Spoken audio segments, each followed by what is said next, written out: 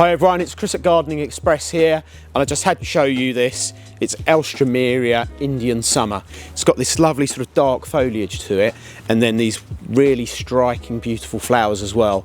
They flower from kind of July time, and these plants around me had a massive hit of flower on them, and they were getting really tall and really vigorous. So what we do in the nursery is cut them down to ground level to bring them back into flower again, so we can keep sending nice beautiful plants out to you, make them stocky, bushy and just fantastic quality.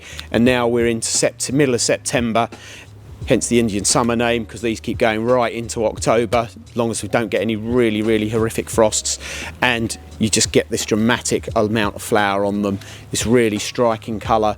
And there's loads of buds coming on this plant. The plants around me are covered in them.